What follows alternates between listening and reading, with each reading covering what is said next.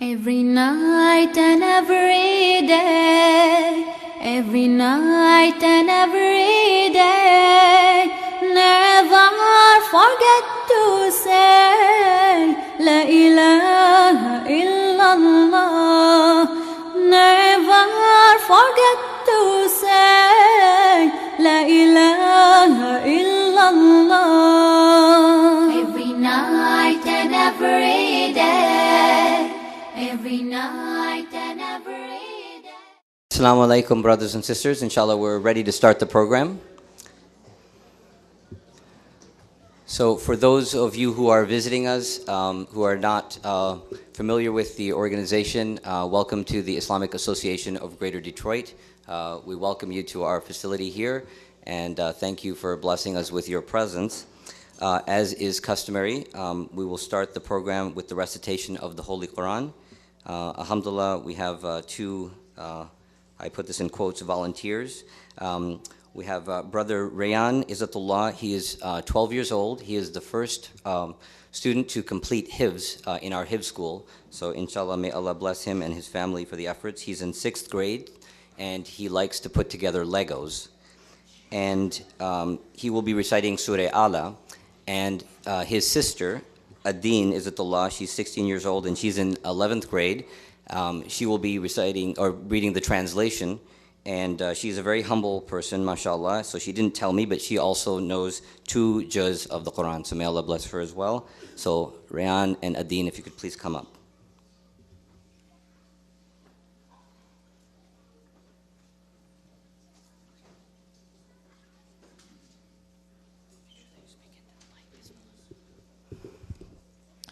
أعوذ بالله من الشيطان الرجيم بسم الله الرحمن الرحيم سبح اسم ربك الأعلى الذي خلق فسوى والذي قدر فهدى والذي أخرج المرعى فجعله غثاء أحوى سنقرئك فلا تنسى إلا ما شاء الله إنه يعلم الجهر وما يخفى ونيسرك لليسرى فذكر إن نفعت الذكرى سيذكر من يخشى ويتجنبها الأشقى الذي يصلى النار الكبرى ثم لا يموت فيها ولا يحيا قد أفلح من تزكى وذكر اسم ربه فصلى بل تؤثرون الحياة الدنيا والآخرة خير وأبقى إن هذا لفي الصحف الأولى صحف إبراهيم وموسى صدق الله العظيم.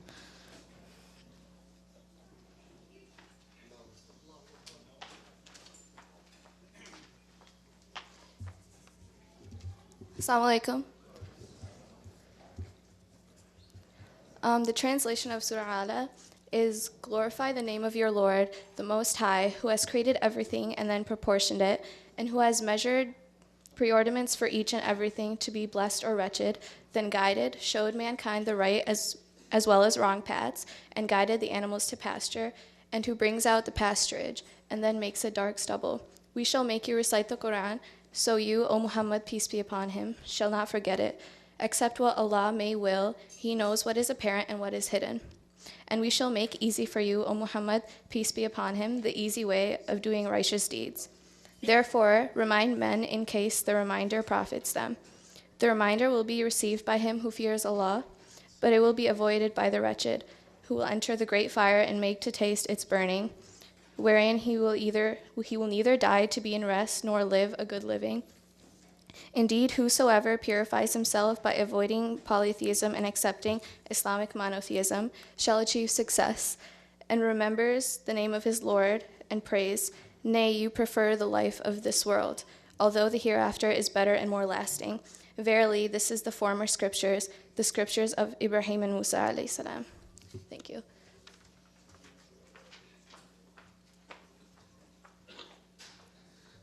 Jazakallahu khairan. So just a few housekeeping notes here. Isha will be at 9:30, And Professor Ramadan has been traveling all day, so he's quite tired. We're going to still try and have some question and answer and a book signing, but we'll see how that goes as the night progresses. I see that there's a lot of new faces here, so again, welcome to the Islamic Association of Greater Detroit. You can visit our website at iagd.net, and there are many activities such as this, and if you'd like to be informed about these types of activities, then please do sign up for our emails, and we can get this information out to you as well. So alhamdulillah, we have been blessed in our community with some wonderful scholars, and it has really shaped who we are as people. And our identity has been shaped by, for many of us, has been shaped by this organization. So Professor Ramadan, we welcome you wholeheartedly, because this has been a long-awaited trip for all of us in this community. And we as a community want to thank you, because by helping our Imam through his education, you are by extension helping us form our Islamic identity. And may Allah bless you and your family. Imam Ali is a wonderful blessing to our community. Certainly we've been blessed with the likes of many other Imams in our community who have taken the bar of education to a very high level. And Imam Ali will then be, inshallah, the second person to receive his PhD and also be an Imam at this masjid. So please keep that in mind as you're teaching him. And we as a community, we cherish education and we hold people to high standards. So if you find that he is not completing his assignments on time, then please let us know, and there'll be many of us that can approach him and make sure that he gets it done, inshallah. So I won't take up any more of your time, but Imam Ali, please, if you could come up.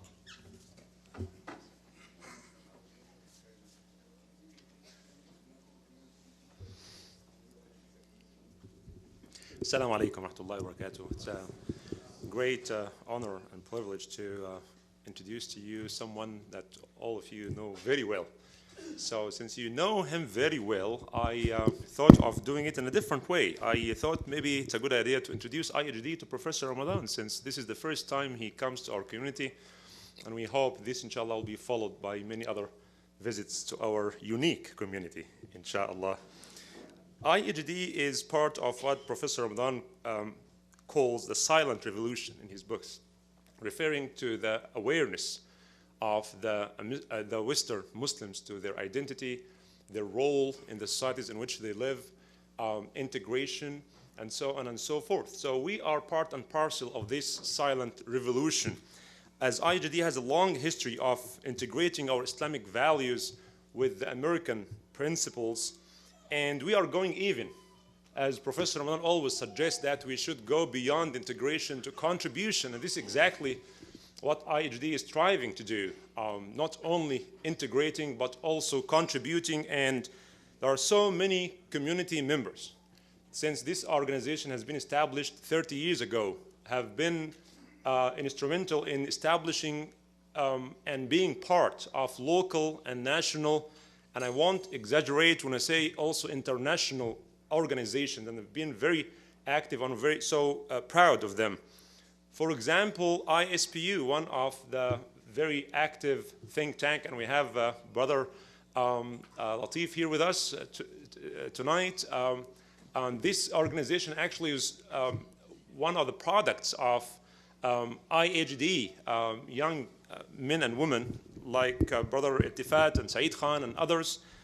Huda Clinic is something also we are very proud of. When a bunch of American Muslim doctors, they found out that they have to fulfill their responsibility towards the community in which we live. So they established what's known as Al-Huda Clinic, that in the heart of Detroit area, for those who have no access to health insurance, they can come to Al-Huda Clinic to receive a complete treatment with prescription for free.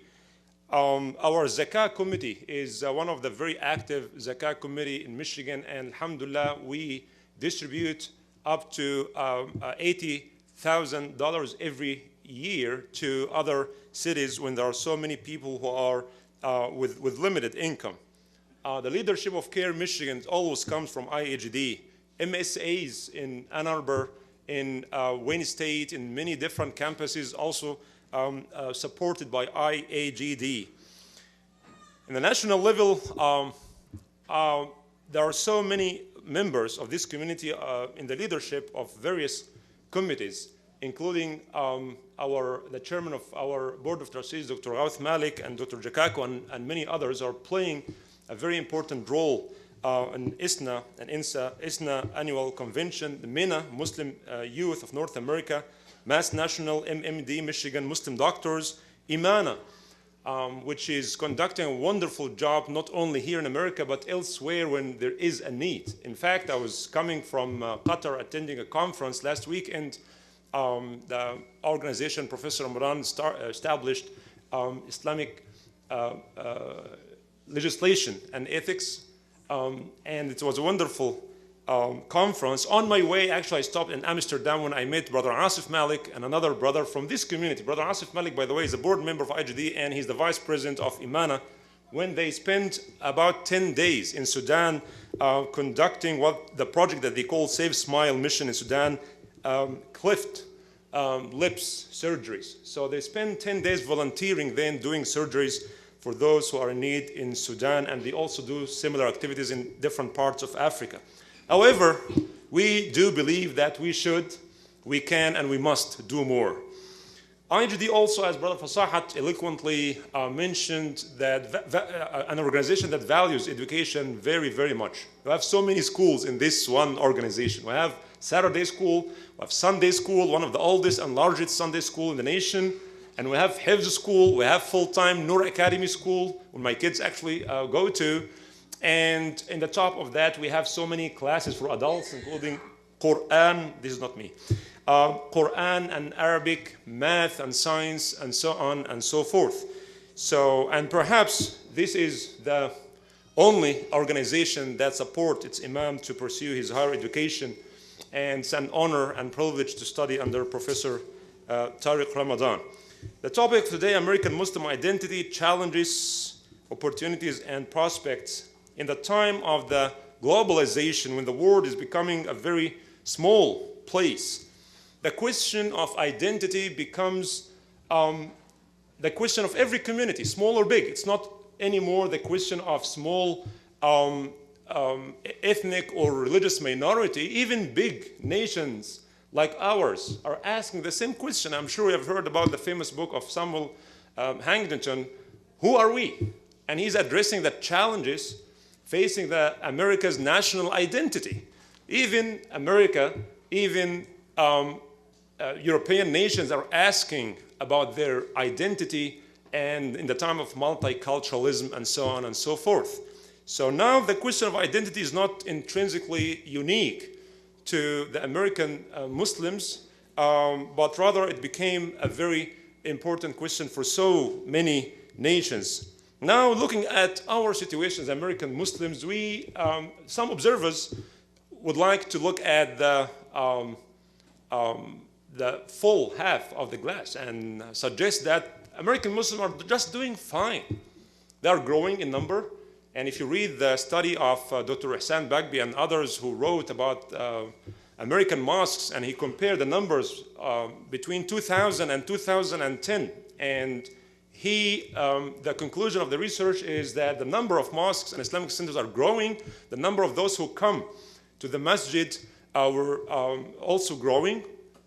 It was 2 million, according to his estimate, in 2000, and now 2.6 million, those who come for Eid, Salah. This is a very nice measurement. So they are growing in number, growing in institutions. We just mentioned some of them. And every day we hear about a new Islamic institution, whether it's educational or care about the human rights or a Muslim legal fund and so on and so forth. So Muslims are just doing fine. And look at their average income. It's also high. Their educational level in average, American Muslims are doing perfectly fine. And the second and third generation are more even integrated and more capable of contributing to the American society. It's a matter of time, according to these observers, that for America to recognize Islam as an American religion and Muslims as a full-fledged members of the American mosaic. On the other hand, some pessimistic view that like to look at the challenges and the empty half of the glass and suggest that it's too tough for American Muslims. And look at the strength and continuity of the Islamophobic campaigns that very well funded, that target Muslims and anything that's Islamic. And look at the assimilation that happened to the majority of Muslims who came here and just, they lost their connection to their culture, and they lost their language, and they lost their religion, and they lost their identity and became more American than anything else. And in addition, they also talk about the disunity and the huge diversity within the Muslim community. I'm talking about ethnic and ideological differences and diversity, and all these things are major challenges that would not allow American Muslims to fully integrate and to be recognized as full-fledged members of the American mosaic. Now the question is, which of these two pictures is the right depiction of our reality? Is the glass half full or half empty? I believe these two pictures are not necessarily contradictory in every aspect. Rather, I would argue that they both reflect the complexity of our reality.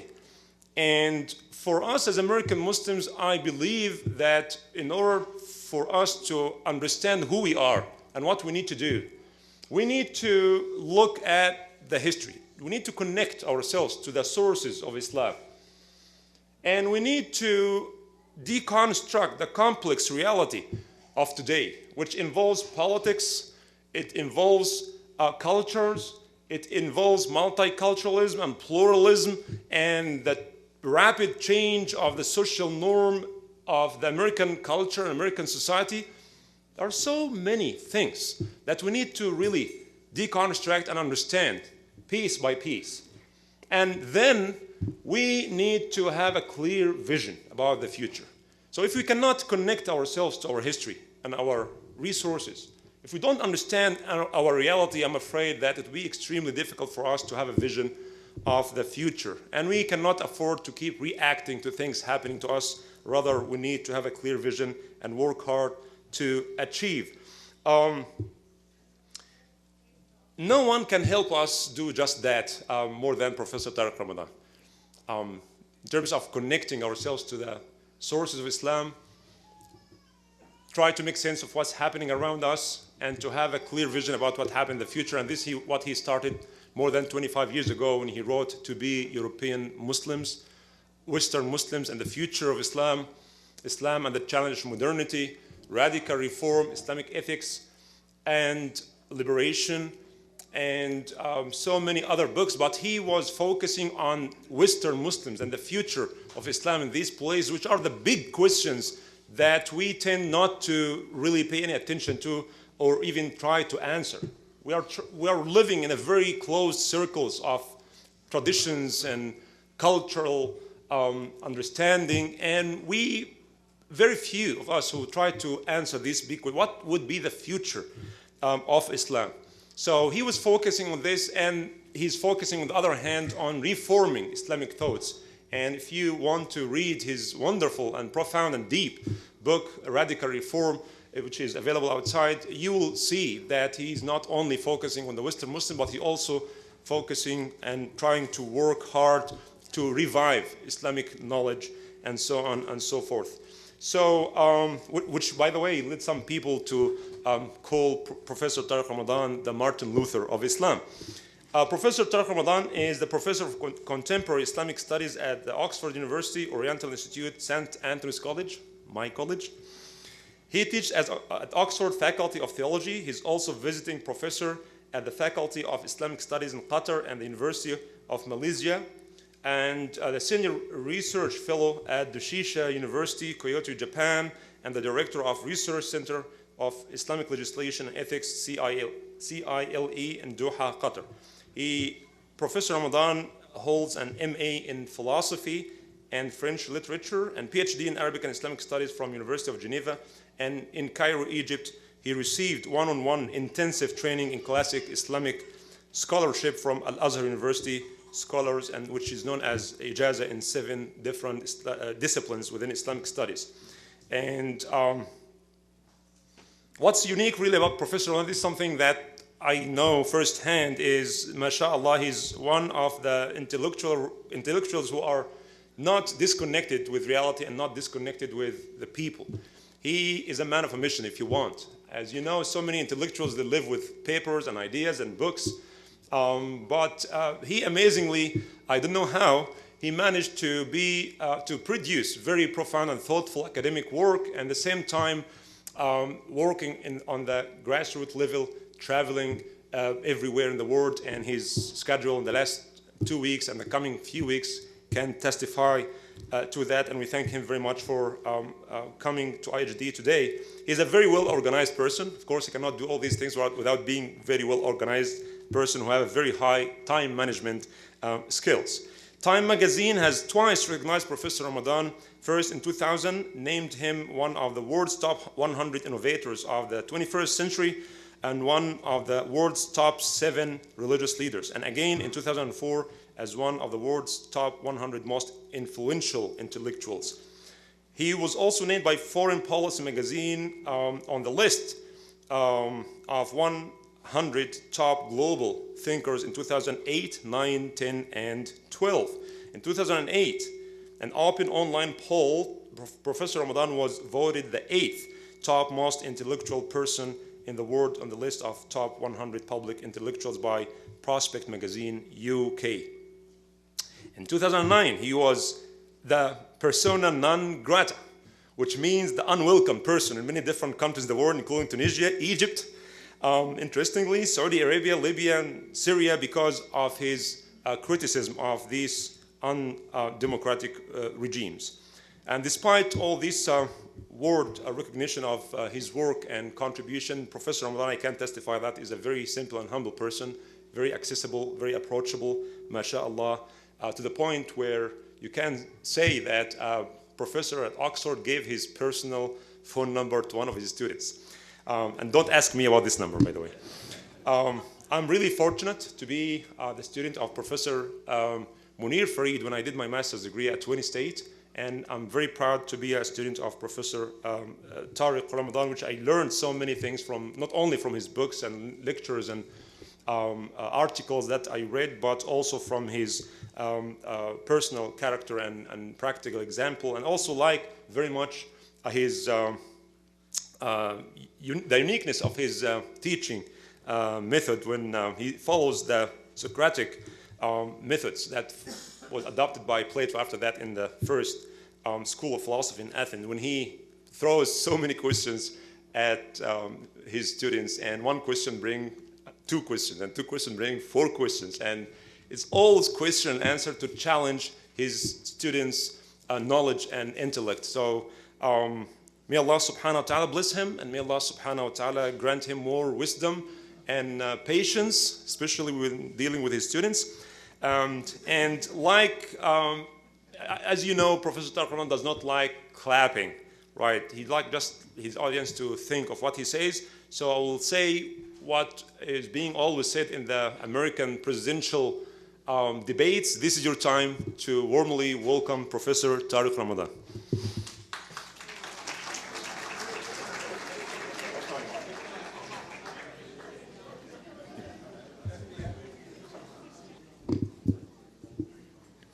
أعوذ بالله السميع العليم من الشيطان الرجيم بسم الله الرحمن الرحيم والصلاة والسلام على أشرف المرسلين سيدنا محمد وعلى آله وصحبه أجمعين ونعوذ بالله من شرور أنفسنا من سيئات أعمالنا من يهدي الله فهو المهتد ومن يضلل فلن تجد له وليا مرشدا ونشهد أن لا إله إلا الله وحده لا شريك له ونشهد أن محمدا عبده ورسوله أيتها الأخوات أيها الإخوة أحييكم بتحية الإسلام تحية من عند الله مباركة طيبة السلام عليكم ورحمة الله وبركاته.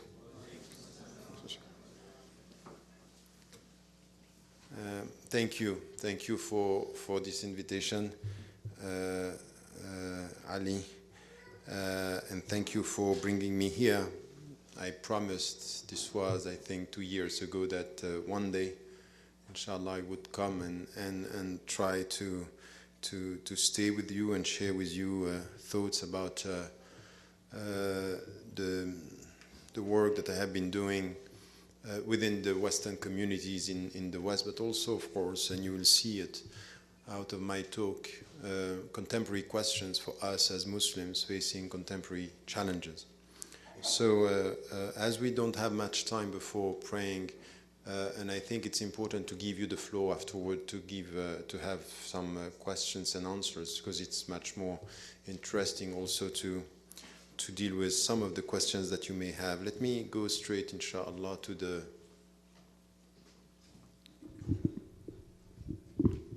There are people somewhere else, or they are all here? Can you hear me? Yes. It's okay? Alhamdulillah. So let me go straight to the point with a short introduction about what we are talking about when it comes to American Muslims. And when it comes to our identity. In fact, it's not an easy topic, and it's not an easy concept to speak about identity, because it means that we deal with principles, that's true. We deal with psychology, we deal with feeling, and we deal with something which has to do with feeling good. Because you can have a definition of identity which is a negative identity. It is said, for example, by some of the people who are, some of the philosophers, and very early, Denis de Rougemont, when he was talking about Europe, he was acknowledging the fact that, and it was also in the philosopher Albert Camus, when he was talking about the Western and the West. In fact, Islam in the south, in Africa and around the Mediterranean Sea, was in fact the factor that was helping the West and the European identity to define itself, which is in fact a negative identity. You create an other and you become yourself by knowing who you are not. You get that? This is negative. You have a much more positive way, which you look at your principles, your vision, your history, your memory in a positive way, and you have a positive, constructive way of dealing with identity. There is a difference between a negative identity and a positive identity, and you can find this in the book of two contemporary scholars. The two contemporary scholars, the first one is a university at Harvard. In fact, his first field was economy, is Amartya Sen, when he wrote the book about identity, and he is talking about this business and this obsession of identity that could be negative. And the other one is a Lebanese scholar. In fact, he's a writer, he's a novelist, is Amin Mahlouf. You heard about him? Amin Mahlouf he wrote something which is a very good book, is the Crusades seen by the Arabs before that. And he wrote about identity. And in fact, they are analyzing, both of them, the whole discussion about identity in a negative and a positive way. Negative when it's against, and positive when it comes from within. And we, as Muslims, because of our historical experience, and the great majority of you are coming from Muslim majority countries, and you have been first, and your parents may be immigrants, you come within a society, which is not the case of everyone. By the way, even when we speak about European Muslims, we have to be very cautious with this, because all the people who are coming from Eastern Europe, they are not immigrants, they are at home. And Mustafa Cheric, the former Mufti of Sarajevo, said, "You are not going to teach us what it means to be a European. We have been Muslims and Europeans for centuries now, and even before some Christians." And if you look at the history of the Americans, sometimes we tend to have this very short memory And we think about our own experience and your own experience as new immigrants. You come from Pakistan, you come from the Middle East, but you are forgetting that you have Muslims in this country who have been Muslims for centuries, and even a very old tradition of African-American Muslims here who have been here at home. And sometimes they have the impression that the new immigrants, they don't get this. They are talking as if they are bringing Islam while Islam was here for centuries before. And some of them were even alienated from the Islamic roots when they were coming, or their parents were coming centuries ago. So I think that in our understanding of identity, when you come with this feeling that you are settling down in an environment which is not your environment, by nature and naturally it's an us versus them, and us versus them, means that we end up defining our Muslim identity in a negative way. It's us versus them, and them are the Americans. So we end up having this perception that we define our identity against in a natural way, and we fall into the trap of this us versus them. While one of the main challenges that we have,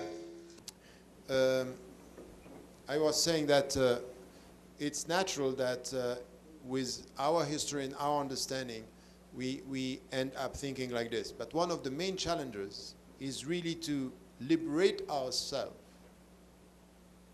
from this definition of us against for a definition of us in the name and in the light of our principles and our vision. And this in itself is not an easy task. This means that you have to change your understanding of who you are, where you are. Who you are, identity, where you are, the space. This is the very meaning of American Muslim. And when, I remember the first time, and this was not a long time ago, just before September 11, in 2000, I was invited at ISNA in the convention, and they were not very much following what I have been doing for over the last 10 years before in Europe. And I came and I was talking about being an American and being, after 8 minutes, they asked me to stop.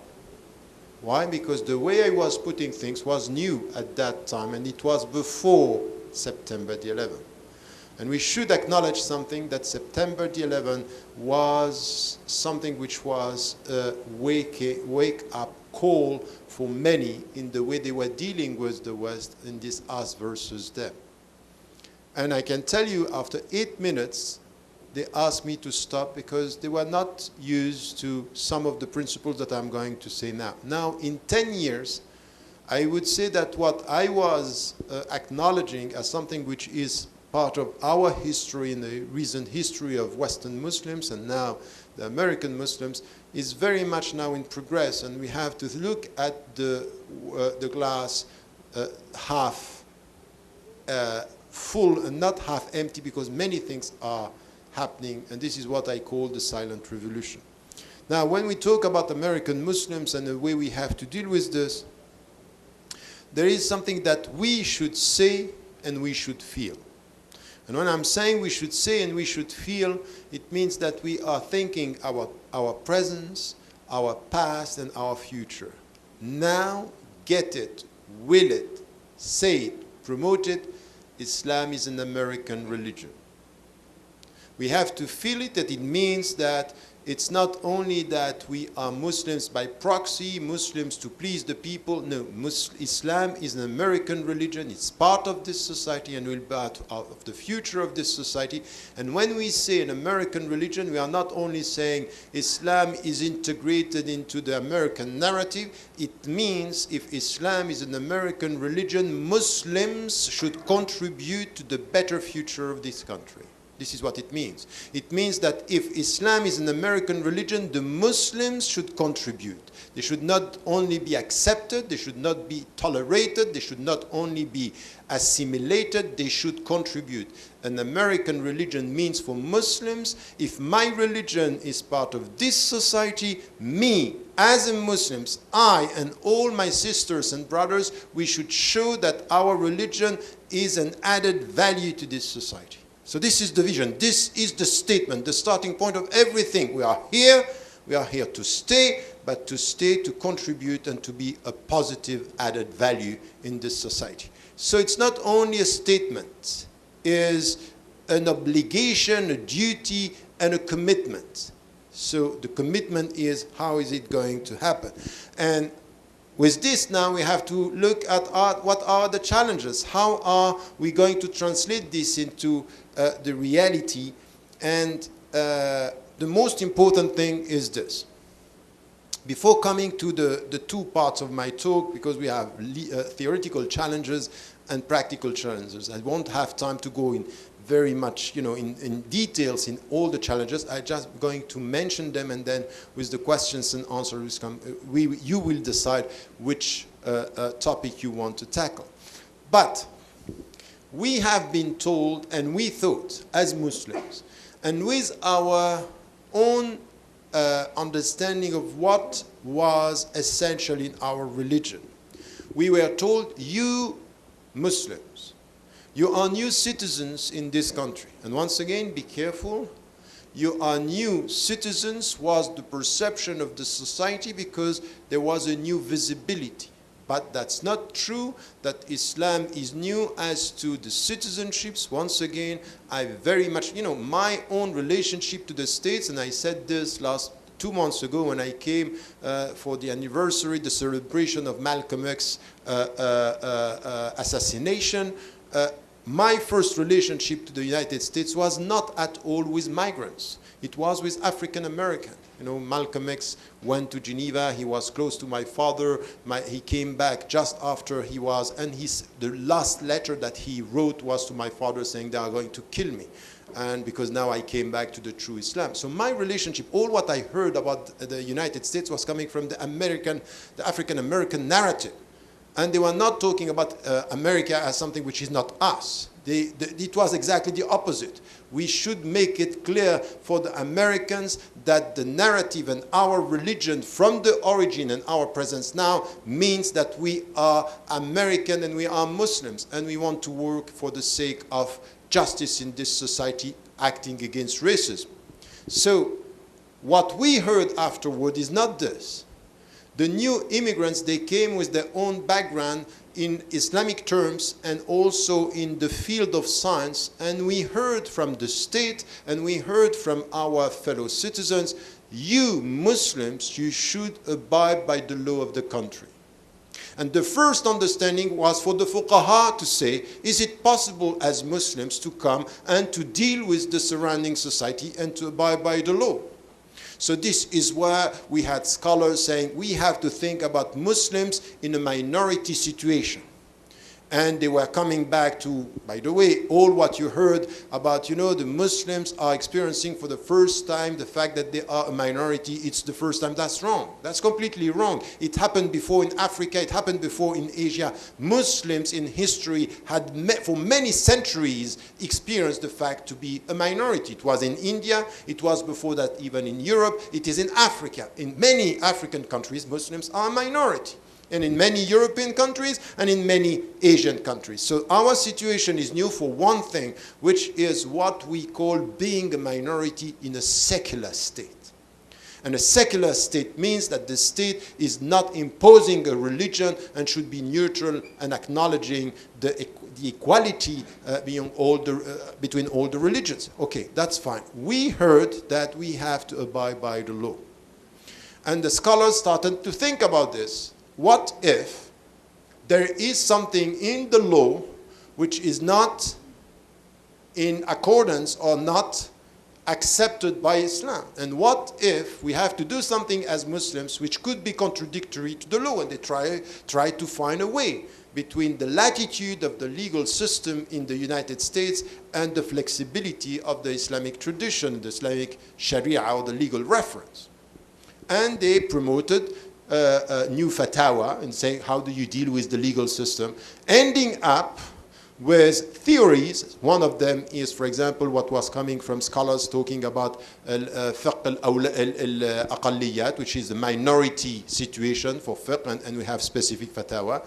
And others just trying to find a way to say, okay, we might not have fiqh al-aqalliyat is a step, and we try to find a way to give legal opinions as for the Muslims to deal with this society. The mainstream position now, which is acknowledged by the great majority of the Muslims, not all of them. And when I'm talking like this, I can tell you we have still some trends within our community who say it's not possible. We are here and we have to isolate ourselves. We try to respect what should be respected and to avoid the legal system because this is not our system. We live in a society where the legal system is based on kufr. We have this attitude, and you know that the Salafi literalists are very often promoting this thinking. But the mainstream is saying something else. The mainstream and the great majority of the scholars that we hear now are saying we don't have a problem with the legal framework and we respect the law of the country. And you know that this was said by the Fiqh Council in your society, but the European Council in Europe, that we acknowledge. So our identity is, as Muslims, we remain Muslims and we abide by the law of the country. One question was a big one, and this was not a long time ago, but it came back because it's an old question coming back, is what if you are involved in the army? Big question. And this, especially after September the 11th. Why? Because some people were sent in Afghanistan. So, question to the scholars. What do we have to do if we are called to go and to kill other Muslims in Afghanistan? 3 answers. The first one, and this was where, in fact, it could be that the conflict was the more important, because in all the other situations, we have the flexibility of our law and jurisprudence helping us to deal with the surrounding society. And one of the answer was, you can't. The other was, go and show to your country that you are loyal to the American position. And these were the 2 first opinions that I heard myself, and in the book, To Be a European Muslim, and then Western Muslims and the Future of Islam, I criticized the 2 positions. To say to the Muslims, you can't go because the victims are Muslims, means you can go and kill non-Muslims, but Muslims you can't, and this is the way you are going to deal with the world. That's not even Islamic in the way we understand. And we have, I don't have a time here to come to some of the verse, وَإِن طَائِفَتَانِ مِنَ الْمُؤْمِنِينَ اقْتَتَلُوا فَأَصْلِحُوا بَيْنَهُمَا فَإِن بَغَتْ إِحْدَاهُمَا عَلَى الْأُخْرَى فَقَاتِلُوا الَّتِي تَبْغِي. We have in the Quran situation where mu'minin here means people of Muslims, and sometimes you have 2 groups of Muslims that can be struggling, and you have to take the side of the just group against the unjust. So sometimes you have to deal with Muslims and you have to resist. To think that you never have to resist Muslims, that's not even realistic and not right in Islamic terms. On the other side, to say, go and to show that you are loyal to your country, I'm sorry, if I am an American and I have a passport, why should I kill people to show my loyalty to the country? It means that I'm in a position of weakness and say, okay, I'm going to call to show you I'm a true American. I'm going to kill them. No. It should be based on principles. And as a citizen, you have to think about this. Where do you put yourself when, for example, you all know and you all celebrate the memory in this field of Muhammad Ali, alias Cassius Clay, who in fact converted to Islam, but he was not the only one who said at one point in history, I can't go and kill Vietnamese people because these people are innocent. I'm not going to do this. So he used something which is known in the Western legal framework is conscientious objection. I can't do it. So as a Muslim, you should not go and prove that you are a good American by killing, or just tell me the religion of the victims. Muslims, I can't. Non-Muslims, yallah. We can't do that. So that's not we can't do this. So we have to come with a principles position, and this is where it's important. This is one of the points where the fuqaha are still struggling. We have agreement or not, and in other situations we have things that we have to discuss in the relationship between the legal framework and this. And in fact, we thought it's going to be enough for us to make it an American religion if we answer in the legal framework and we show that in legal terms we can be American. I have the passport and I'm loyal to the country. In what I believe, I was saying that to show that we are member and our identity is American or Western, we have to deal with the 3 L's. to abide by the law, L, to speak the language of the country, and then to be loyal to the country. And loyal to the country, make it clear in your mind, loyal doesn't mean blind support to the government. Someone who was loyal to America under the Bush administration was not blindly supporting what he was doing. A loyal American under Bush, in my view, was someone resisting to this policy coming from this government. This is to be loyal to the American values. Because the way he was using the war on terror by targeting people, this is not America. This is a very narrow understanding of our values against them. And them are the Arabs and the Muslims and the victims of a policy that was not based on justice. Now, this is a position, you can see a position of strength, a position that is based on principles. Now, this is not enough. And this is why we have to talk about identity, because you can have the passport and be an American citizen. You can abide by the law.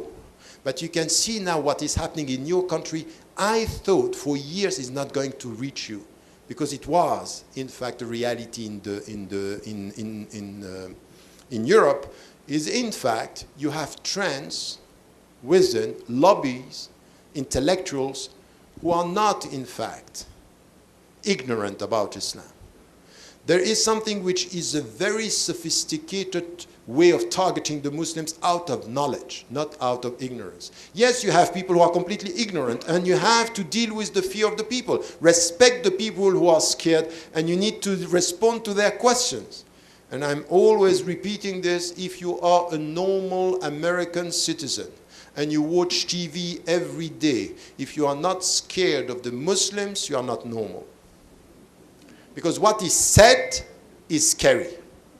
So there is a type of ignorance. But now you have people who are pushing this. And for example, all this Sharia bill, you know, all this business is based on, even in states where there are no Muslims, push it, speak about Sharia, make Sharia a dirty word. And when you make Sharia a dirty word, it's connected to Islam. And Islam is a dangerous presence, Sharia is a dirty word. So you have this. And these people are pushing by saying something which is even deeper than what we thought. In fact, you thought that with your passport abiding by the law, you will be respected. And with this stress sending a negative message on Islam, in fact, because you have the passport and because you abide by the law, but because you are a Muslim, you are more dangerous than what we thought. So it's transforming the thing into something which is negative. Be careful with Muslims. They are infiltrating by the way of this citizenship. And what we are having now is this discourse. Why? Because this is where the problem is not only the legal system, the problem is the narrative. And the narrative is, the American narrative should integrate and should acknowledge the positive contribution of Muslims, not in the way we deal with the state, but in the way we talk about the nation, our common future and our common past. And I think that this is where identity is important, because your identity is with the nation, the common narrative. Are you part of the past? Are you part of the present? Are you part of the future? The narrative is the unspoken dimension. It's not to respect the law. It's to be somewhere in the way we are contributing. Muhammad Ali, in this sport, he's part of the narrative, because he's celebrated as a figure that contributed. He gave something. And the point is that very often when it comes to Islam, we are in the narrative when it comes to two things: sports and songs. Culture, entertainment, and boxing or running. But when it comes to intellect, academia, science, culture in arts, this is where we are absent. And if we want to have an American identity, this is where we have to understand that it's not enough to have the passport. Now you have to be part of the narrative. And who is going to do this? In our revolution from a negative identity of people respecting the law to a positive identity of people contributing to the narrative. You understand the shift? That's a tremendous shift. It's something which is an intellectual, psychological revolution that we need. To do this, we have to deal with our own. It's not going to come from the state. It's not going to come from our fellow citizens. It's going to come from us. And it's not going to come from the leadership, and it's not going to come from the ulama only. It's going to come from every single ordinary Muslim woman and man. By doing and dealing with some of the issues, and I'm just going to list them, and I will let you come back to this afterward. The first challenge that we have, that every one of you has here, is terminology. In fact, if you want Islam to depart of the American narrative, we should be able to speak Islam in English and in the English language by knowing what we are talking about and to regain, reshape, redefine the words that we are using. Don't let anyone make Sharia a dirty word. Don't let anyone speak about jihad as if it's a holy war. Don't let anyone speak about the way we as Muslims, we speak about the values that are ours in a way which is done by Orientalists and not by ourselves. The first now to challenge some definitions when it comes to Islam is us, in the way we speak about our values. There is no way to be a Muslim if we don't understand if we don't have a deep understanding of what Sharia is and jihad is. Jihad is the way we implement Sharia by saying that it has nothing to do with holy war. It's something which has to do with resistance and positive presence. Al-amr bil ma'ruf wa nahy anil munkar. We resist the bad and we are here to promote the good, not only for us, for all the people, because the best among us is the best for humanity, as the Prophet ﷺ said. So this is where it's important for us to have this theoretical challenge, is terminology. And I'm sorry to tell you that many of you might rely on the imams on this, but you have to do the job. You should have basic understanding of the Islamic terminology in English. This is the way to resist, because language is power. And you know how to talk. This is your language. So you want to liberate the Muslim conscience and the Muslim mind, talk about and get the terminology. Second challenge in theoretical term is the relationship between religion and culture. And when you say, many people are very scared. I say, for example, American Islam, or to be an American Muslim. So no, I'm sorry, there is only one Islam. Yes, there is only one Islam in principles and based on principles, but there are many cultures. When you say American, I don't have a problem saying European Islam. I say, why are you saying this? There are not many Islams. No, there is only one Islam. But when I'm saying European Islam, I'm saying Islam, one, as to the principles and open to the European culture. I don't have a problem with this. Why do you accept to have, Islam in the Arab world and to accept that there is an African Islam? Why do we have this complex when it comes to us? Because we are not confident with our principles. Our principles are so universal that we don't have a problem with the American culture. Not only this, we are here to take the good from this culture and to work for the better in the future. This is our confidence. Our principles are telling us, الحكمة ضالة المسلم. So the last property for the Muslim is wisdom. And there is lots of things that we can take from the American culture if only we study, if only we take the good, not only influenced by the bad. A position of weakness is always to be colonized by the bad and being blind as to the good. A confident way of dealing with our principles, we take the good and we improve the bad, or the things that could be against our principles. Third challenge that we need to tackle is the relationship between law and objectives.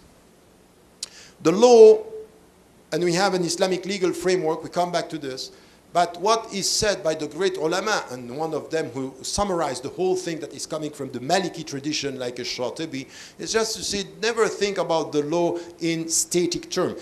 Think about the law dealing with the objectives. What do you want to achieve? And he came with this 5, 6 principles and all this. I don't have time for that. But the problem is, you look at the American legal system. And you can see that some of the objectives that we have in Islam are much more fulfilled in the States than they are in Muslim majority countries.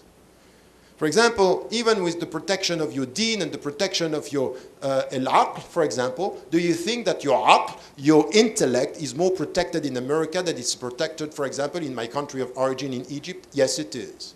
Yes, it is. In America, it's more protected than it is in Muslim majority countries, because now the governments in Muslim majority countries are not putting enough money to education. In education, they put money in weapons, and they put money in corruption, and they put money. So what I'm saying is that when you come to the objectives, you think about that. And I'm surprising many people by saying, you know what, when I come and I read the American Constitution and I read the way people should be treated before law, equal and all this, this is my Sharia. Because they are implementing the principles of who I am. So I'm not coming with a Sharia with a narrow-minded understanding, it's me against you. No, it's good, it's me. Okay. And I'm always repeating this even in discussion. You have a good idea, it's mine. You have a bad idea, it's yours. That's it. Keep it for you. You get that? But this is, when you are confident in the discussion, this is where you are. But this comes with the very deep understanding of the legal framework and the objectives that we want to reach. And for the Muslims, it's coming back for our tradition. So sometimes our presence here, dealing with something which appears to be alien to our tradition, the American legal tradition and history, brings you back to your own understanding. Okay, what should I get from my principle? In this, we have to do this job, and this is something which is important. The other thing which I was saying, the fourth theoretical discussion is about identity. And as I am saying, in the book, To Be a European Muslim, I was trying to define identity and the Muslim identity as an open identity. You have principles, Tawheed, Salah, all these things that are part of, but it's open. It's open to all the things that we can take from other societies, other cultures, and we are very open in this. This is why the Muslim presence during the first 2 centuries was so effective, taking from everyone and adding. And the last is also to define the space. You know this old business of Dar al-Islam and Dar al-Harb. Many now we say, we don't speak about this. There is not Dar al-Harb, we are at home here. But we don't use Dar al-Harb, but we act psychologically as if we were in Dar al-Harb. You understand? It's as if we... Dar al-Harb is the abode of war, which was defined by scholars. It's not coming from the scriptural sources, Al-Quran, or the prophetic tradition. It's coming from scholars who are saying, where the Muslims are secured and in majority is Dar al-Islam, and when the Muslims are in minority, are not in a safe place, this is Dar al-Harb, the abode of war. I would say that these have to change because the global world now is showing that sometimes we are less safe in Muslim majority countries and more safe in non-Muslim majority countries. But in both societies, what you should be is to be a witness. This is why now the global word for me is Dar al-Shahada, is the space of witness. What we have to be as good Muslims is to be witnesses. لِتَكُونُوا شُهَدَاءَ عَلَى النَّاسِ. You have to witness to your message before people, not only non-Muslims or people of other faiths, but also even your brothers and sisters in Islam. Even in this society, you have to be a witness. So these are theoretical things, and let me just list in 2 minutes what are the practical questions that we have to tackle. Something which has to do, of course, about education. With all what I said, we can't carry on the way we were educating our children in the countries of origin. Now it has to be adapted, reformed in the light of the context. No education disconnect from the context. It's not possible. We have to know where you live. So sometimes what we say in the mosque is so much based on a binary vision that you tell them, you speak always about them, and then they feel at home. With whom? All what I heard from the mosque is them. So what you are doing here in this mosque is something that has to be promoted everywhere. And still we have this psychological gap between the way we educate and the way we are accepting. The thing which is important here is we also have to get a sense of history. Many American Muslims don't get a sense of the American history. You don't know what happened in this country. You don't know where the people are coming from. You say, oh, it's not because you know your neighbor. that you know the psychology. The psychology of the people is coming from very far. And we need to get much more knowledge about history and even about, you know, some of the thoughts, the critical thinking. That if you want to talk to the people here, you know to get the critical thinking that was part of the whole thing. This is what, for example, in the book, The Quest for Meaning, I'm saying all our kids, and especially the Muslim children and students, they have to go for 4 disciplines: history, philosophy, spirituality, and religions. We need to know more about religions, and fourth, about arts and imagination. So we need to have this knowledge as Muslims. It's not opposed to what we are. The practical question is about spirituality, a big, big question. We are not the only community to ask this question. How do we transmit spirituality to our kids? And spirituality is not being far from the world, it's to put meaning in everything. How do we get this? This sense of be careful with your heart, be careful with your quest, be careful with your relationship with God. What does it mean to love God? What does it mean? How do you do this? This is a very deep practical question. And as I was saying, one of our challenges, winning it or not, my brothers and my sisters, is our discussion on women. We still have to solve this. We still have to solve this. And I keep on repeating, I don't have a problem with Islam, I have a problem with men. Because there is something which is a problem. I don't have a problem with men only, I have a problem with women, because some of our sisters are playing the victim mentality in the whole discussion. Now it's time for us, men and women, to come together and to be clear. The message of Islam is about liberating women. The attitude of Muslims is sometimes to discriminate women, and there is something which is not acceptable. And in this society, where the Muslim women are educated, they are doing as good, even in statistics, better than men. And if we are serious about our future, we have to take this this challenge seriously. This is something that we have to add.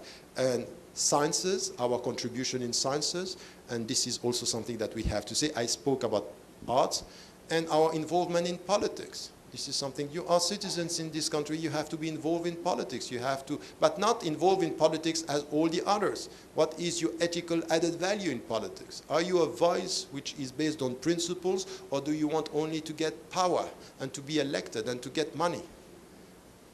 Because if you want to do this, okay, do it. You will be a good American, but it doesn't mean that you have the added value or the Islamic ethics that is helping to be better. In economics, it's also something which is important. I came here, you know, in our situation in Europe, is the great majority of the Europeans are poor people coming from an economic exile, and they came in a very, very difficult situation with a very modest background. It's not your situation. Okay. Now, what are you doing? Not only to gain money and to have nice houses and nice cars, that's all good. Nothing wrong with this. It's halal. But it's halal, but it could be counterproductive. Is this halal? You keep on taking it as halal, and you don't transform this into what kind of economic presence do you have? Which kind of presence that is helping your brothers and sisters to be autonomous, and also to promote something which is an alternative model, where your way of being rich, the way of being successful, is based on solidarity, concern, humanity, serving the poor, being present. This is where we want you to be, and not only for Muslims. This has to be for the society. This society, now it's one of the richest and the biggest democracy in the world, and still we have poor people, we have people who are millions of people who are completely lost in this society. Our presence should be something which is an alternative and an added value. All this to come to one word that was used by Imam Ali just before, is I'm talking about the post-integration discourse. We are beyond integration. I don't want to talk about integration, because I think that this is the way people are creating this us versus them. And I keep on repeating, the success of integration is to stop talking about integration. When you stop talking about it, it's done, and we have to stop. But there is a word that we have to use, is our contribution. And our contribution is where we will feel that we are part of the narrative, not only respecting the legal system, but promoting something which is at different level a contribution in social terms, in economic terms, in political terms, in artistic terms, in everything which has to do with our presence as Muslims. Once again, we shall not deny the fact that we have theoretical challenges, and every one of us should do the job here, but we have practical challenges, and we have to work on all the fields. I'm sorry I just mentioned them because I don't have time, and I hope with your questions we will have time to come back to them. Wassalamu alaikum wa rahmatullah, wallahu a'lam wa a'la wa ahkam.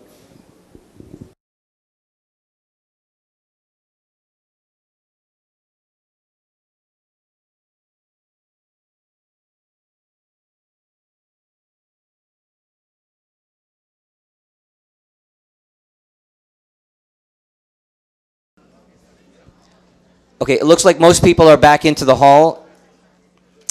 So we want to be a community that is going to be proud of our Islamic heritage, and that Professor Ramadan will be proud to say that IAGD represents women in a very positive light. So we will start the question and answers with our sisters, and to be extra fair, we will take 2 questions for the sisters. So please note that, Professor Ramadan. So do we have any questions from the sisters? We do not have, if you have written questions, that would be preferred, if you could pass those up. But if you, I know we didn't hand out any paper, so Asim has a mic and he will hand that over. So do we have any questions from the sister side? We'll take written questions preferred, and we will take, we have a mic as well. So Sister Afshan is going to ask a question.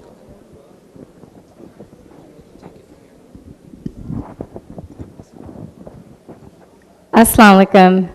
I'm Afsha Siddiqui, and very active in the community. One of the big things as an American Muslim, I like to partake in community service activities. And living, especially in Metro Detroit, a current issue that has arisen is the need for foster families among the Muslim community. And we're still not seeing great participation. I think there's still a stigma about being a foster parent or an adoptive parent. So it's one thing I think as a community we should be encouraged to take part of, especially as citizens of this country, and given that this is such an important issue in America, and specifically Metro Detroit, with a lot of Arab and Muslim kids being displaced from their homes. So my question for you was, what are your thoughts on partaking in this activity, given that some people might still have a religious sort of negativity towards becoming an adoptive or foster parent?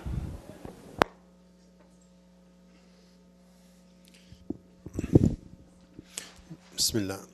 No, I think that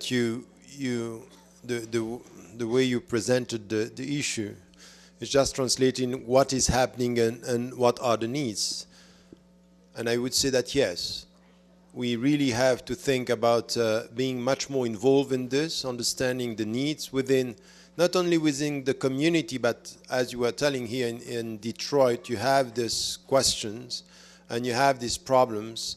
And this is where at the local level, with the Imma, with the scholars, with the mosque, with the organizations, we should, you should do something which is not only say, okay, it's important, it's to come with facts, figures, and evolution. What are the needs? And I think that this has to be done, you know, coordinating this work with the leadership, with the organizations, and to be able to have something which is, once again, something which is based on what are the figures, what are we facing, what is the evolution, and what are the needs. And then from here you come with something which is addressing this and asking with you who are an expert on this, because you are working on that field, with scholars who can come with the religious support, and you come with a discourse, with an understanding, and with a message that is Islamically rooted and socially understandable for the people. This is where we have to do the job. And you know, what you are saying, you are involved in the community, make it, please, make it. You know what we need as a challenge coming from the practicalities and the practical dimensions? in the book Western Muslims and the Future of Islam, I'm saying that we are going through stages in our presence in the West. The last one should be our institutionalization. We should institutionalize our presence. And when we say we should institutionalize, it means we should have institutions that are focusing on one thing and doing it well in the light of professionalism. الاتقان. الله يحب إذا عمل أحدكم عملا أن يتقنا. God loves when you do something, you do it good, to get the good common mastering what you are doing. I'm saying this because in your field, don't make it something emotional. Make it something professional. These are the facts, these are the needs, this is the Islamic answer, and we go ahead. Make it professional, not something which is from time to time we speak to the community, because the Muslim, they are human beings. They can be emotional when the problem with emotions is that we are very emotional when we are touched by the problem. And we can be very aloof in anything which is about others. So let us making it something which is the real needs that we have to tackle. Allahu Alam.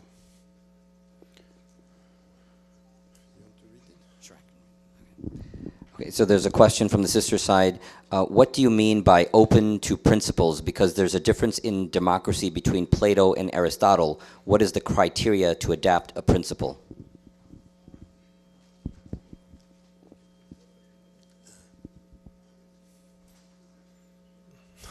I want to know what is the difference between Plato and Aristotle in some of the principles, because I might dispute the point. Of course, there are differences in principles.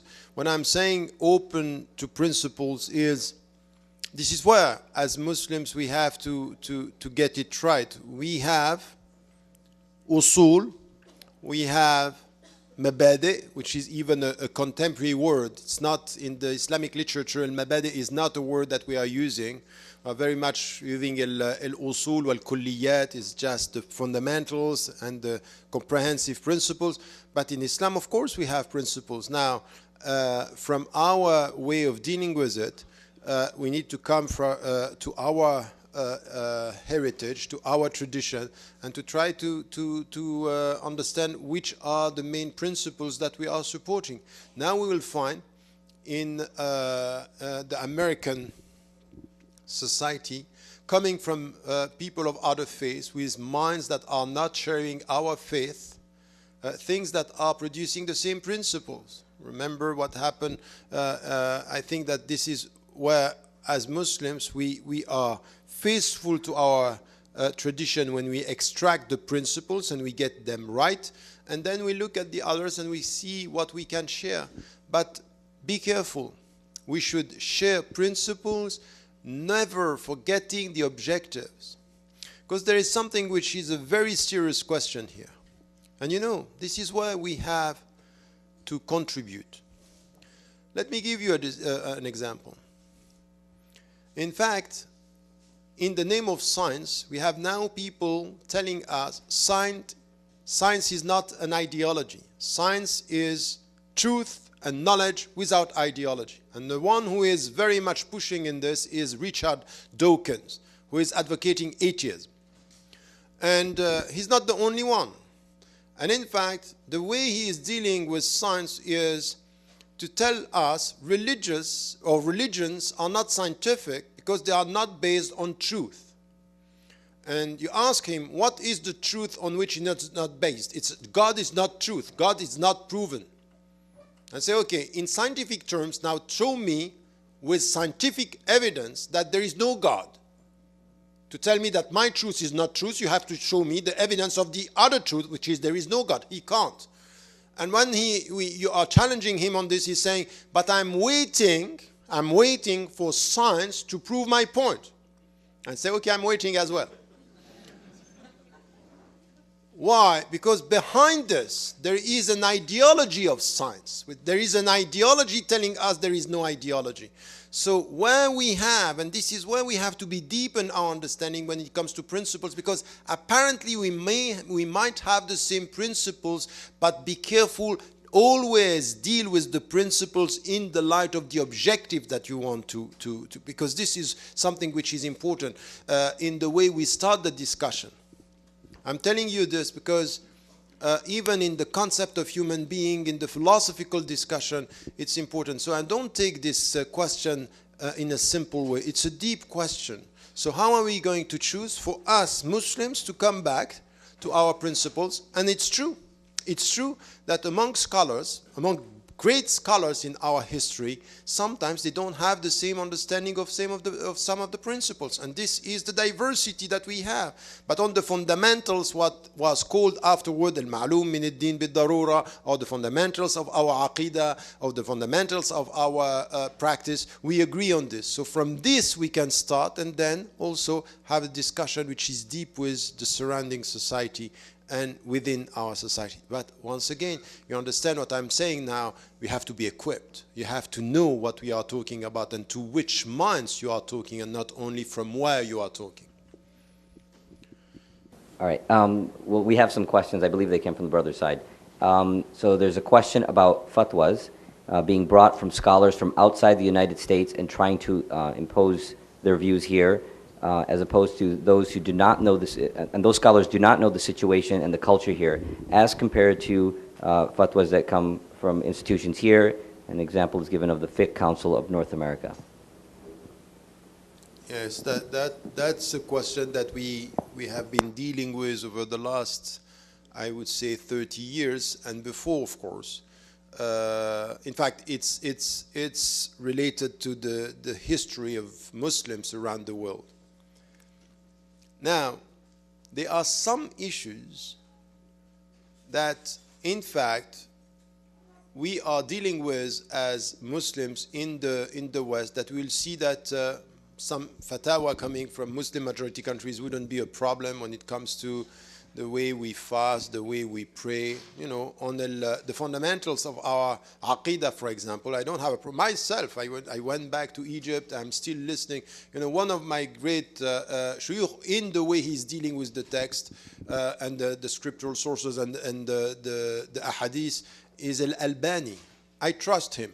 I trust what he's saying on some specific way of dealing with, you have some people, he's very literalist. I don't agree with many of his fatwa, but in the way he deals with the ahadith, I trust him. I feel good, and I feel good when I take something from him.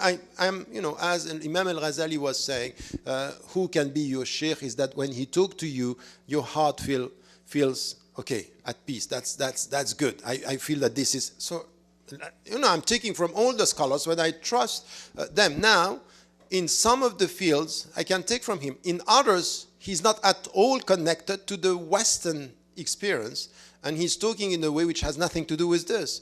And the problem that we have is that some of our brothers and sisters, they are connected straight with, now with modern technology, with scholars who are living there, and they get the fatwa from there. And they think that they are more legitimate because from where they come, they are coming from there. So they confuse the center. For them, the center is Mecca or is Al-Jazira Al-Arabiya. And then this means that it's closer to the source. To be faithful to Islam is not to be closer to the source in geographic terms. It's to be closer to the source in the objective terms, what you want to achieve, and the principles. You respect the principles, and so it has nothing to do with geography. You can be close to Mecca and being far, and close to Detroit and being close to Islam. Now, this is where, as Muslims, as I was saying about institutionalization, we should institutionalize our training of imams here, our trainings of scholars here. Now, for the time being, we don't have it all. It's coming. Inshallah, it's coming. But to go there, to get the knowledge and to come back here and to carry on your education, this is something which is possible. You get the fundamentals, you come here to get the understanding of the context. And if you can get it here, go for this. But we have a responsibility as Western Muslims to have our institutions, to train our imams at the highest level, not someone who is, some people who are getting, a very low level of understanding. And we need to deal with the two knowledges. For example, in the center that I am directing now in Qatar, the Islamic legislation and ethics, the whole philosophy is to translate what was in the book, Radical Reform, is to have scholars of the context, scholars of the text coming together, 8 of them, they come with a topic, and we challenge the scholars of the text through the scholar of the context, and we challenge the scholars of the context with the scholar of the text and saying, okay, what is the vision here? And to do this, you need to get the principles, you need to get the objectives, and you get to have the whole picture. So for example, when we discuss on bioethics, we have El Bar, who is a Muslim medical doctor, and facing Bichon, who is one of the greatest producer of ethics from a non-Muslim, we could say a secular viewpoint, but we were pushing them to discuss this. So this is to produce a thought. This is where we have to understand that now we are in the States, you are in this society, we need a imma that understand the context in order to give a fatwa. A fatwa is a legal opinion respecting the sources, the principles, and the objectives in the light of a specific context. You don't know the context, you are almost certain that you are going to miss the point because you are not dealing with the context of the people. Wallahu a'lam. We have a couple questions. I'll just read them just to be complete, but I believe you just answered them. But how do we go about building institutions to train homegrown scholars to tackle the issues of our communities? Many of the ideological problems occur due to fatwa from scholars who are not from here. The second one is regarding the evolution of American Muslim profile. Should we be beholden to imported clergy as opposed to encouraging our imams from the American Muslim seminaries? I believe you just addressed those 2 questions, but if you wanted to comment on those any further. No, I think that this is what I just said. I think we need our institution, and we need to have Muslims and communities that understand that we have to put money not only in mosques, but institution, in teaching. So the problem is that if you want, it's good. You know, when I arrived here with Imam Ali, what I saw is just huge. You have a very good place, and I know that some are thinking about extending the whole thing. That's fine. But now it's important. It's better to pray 3 times Al-Jum'ah and to have an institution where you are training people, investing in A'imma, for example, than only thinking about mosque. Or you can, I'm not taking a position, by the way. I'm just saying, no, I'm not, because I'm not. No, I'm not. Really, I'm not. I'm saying just don't forget when you think about your mosques, not only to think about, you know, when we pray together, think about investing in education. And investing in education is your young children, your teenagers, but also a'imma, also scholars, that we need to have somewhere to train them. And this is something which is the future of our community. We need to have, you know, I don't at all think is right what I heard from some scholars now saying, you know what, Islam is going to be led in the West by converts, and the leadership should be converts. That doesn't mean anything for me. I think converts are not, that's not the point. Islam is going to be led by scholars in the States or in the West who know the Islamic principles, are rooted in the tradition, and know the context. And sometimes I can tell you something, that if you come from a Muslim majority country, you are able to come with the knowledge. You get a better understanding of the context. Here, you are able also, and you are more equipped sometimes to deal with the question than if you are only a convert. Because for some, their relationship with the cultures of origin is even distorting the relationship with the principles. You understand? So we have to be very, very, very cautious not to culturalize Islam, but to deculturalize everything about the principles and saying, because I'm not an Arab, I'm going to get it right. I said, this is dangerous. This is dangerous. To ethnicize and rationalize our relationship with the text is something which is as dangerous as the opposite, which is to culturalize everything about Islam. So this, I would say, be cautious with that, and try to get institutions here that could do the job, inshallah. We have two questions here that are linked. So the issue of Muslim American youth is not a question of us versus them. How do we work with the kids who are more influenced by negative values which are conflicting with ours? That's one, but I believe this next one ties in. When engaged in community work in our context, I find myself confused and sometimes doubt seems to creep up. Is this the internal struggle, jihad, or do I try to avoid such situations? Either way, what steps can you recommend to help me? So can you just say it again? Confused about what? Confused about, when engaged in community work in our context, I find myself confused and sometimes doubt. I'm not sure. It doesn't say. When? When who is working with us? When you're engaged in community work, you find yourself confused about, and sometimes doubt seems to creep out. I believe it's probably that the conflict of your Islamic values and working in the community, I would. Okay. Okay. So that is the case. I still think that for many of our young brothers and sisters, the us versus them and what they hear in the mosque and what they hear in the Muslim organizations, it's very often in contradiction with what they experience in the surrounding society.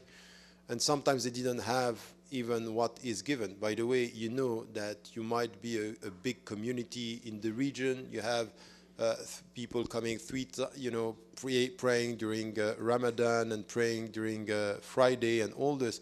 But a great majority of the Muslims are not even connected to Muslim organizations and Muslim institutions. This is the reality of it.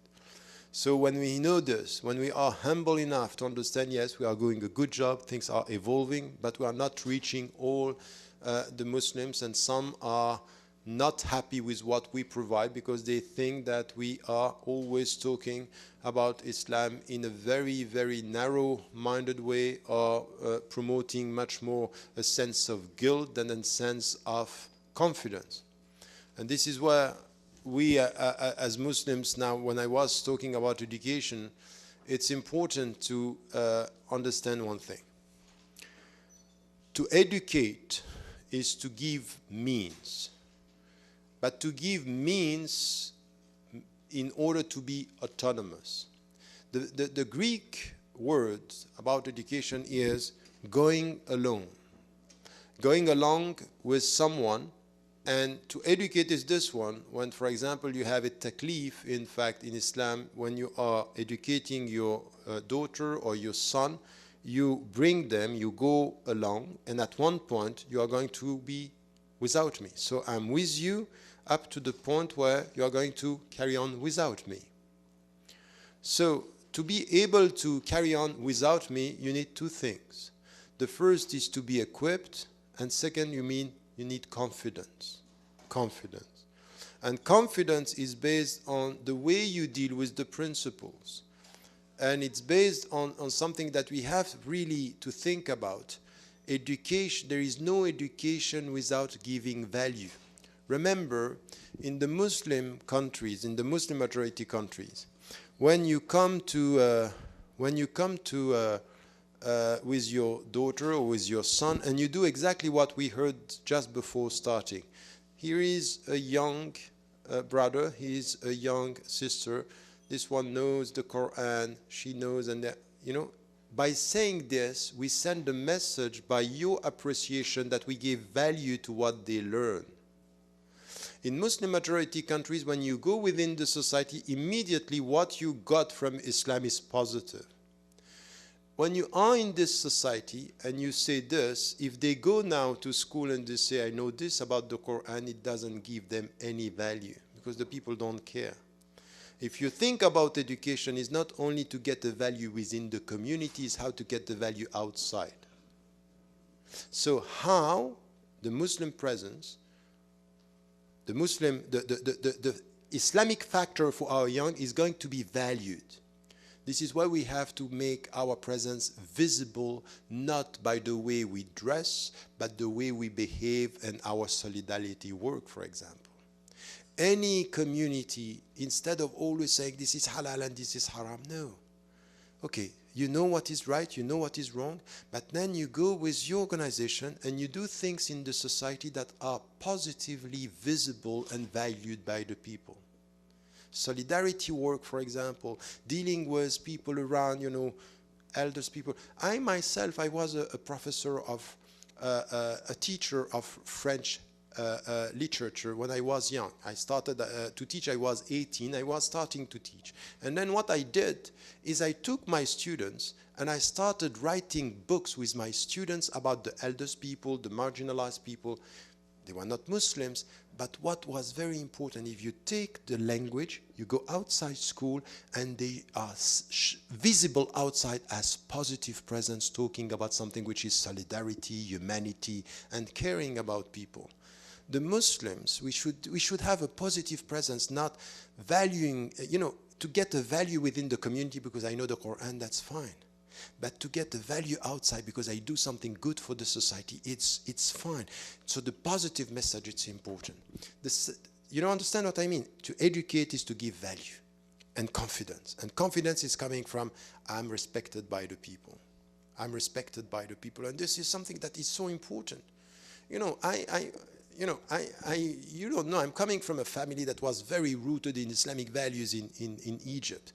And I was born and raised in a country in Geneva. We were talking about this in the car, where there were no Muslim community. But there is something that I got from my elder brother and my parents is the way you deal with the people out of respect.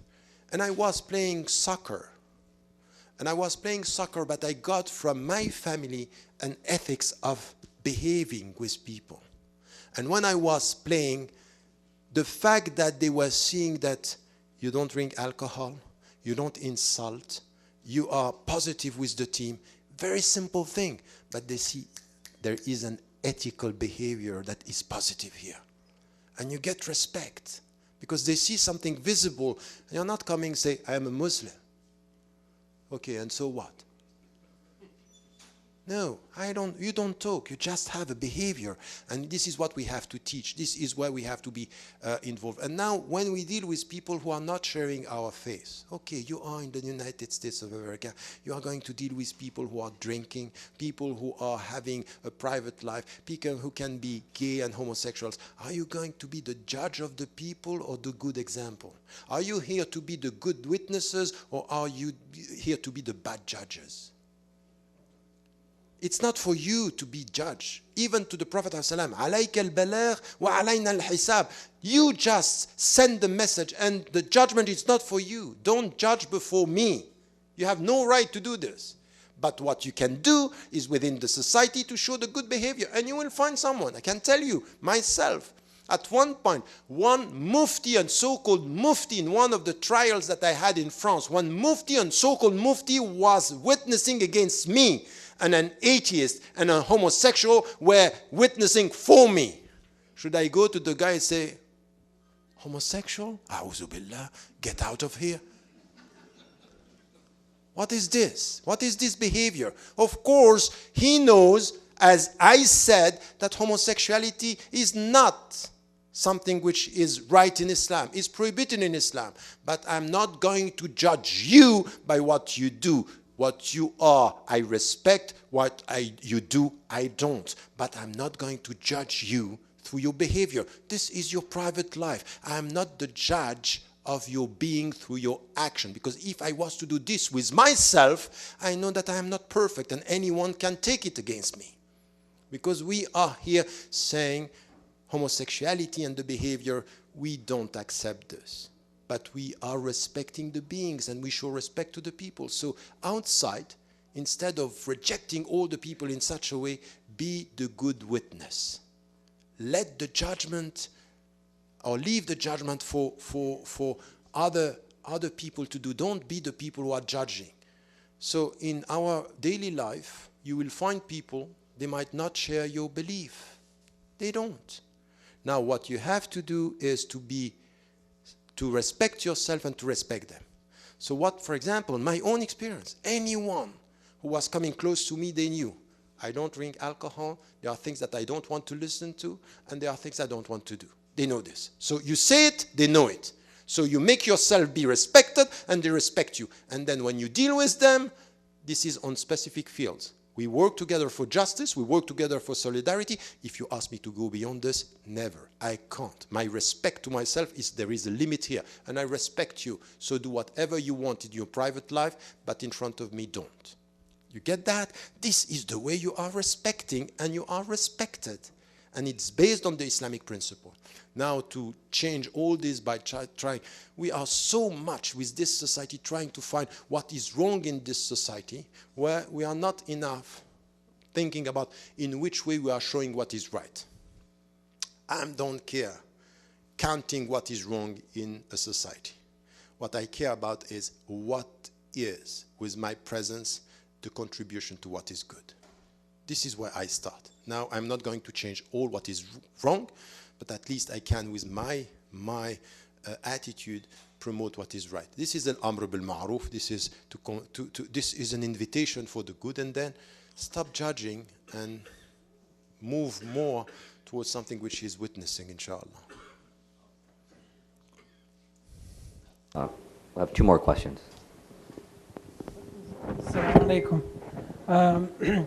My question is goes to the to how we as American Muslims deal with the tsunami of massive biased media that's going on around us, not only in America, but everywhere else. For example, I'll give you an example. I was born in America, first Iraqi to be born in the state of America, Texas. It's a big deal. It was on newspaper, they took a photograph, put it in the newspaper. But now, then the media was not biased at that time. But now, we as Muslims, how do we deal with this situation right now that we are not able to confront or get our, we have a platform. In the day of Muhammad ﷺ, there was murjifuna fil Medina. There are people who go and talk in the city of Medina and do that. So that's my question. Jazakallah khair.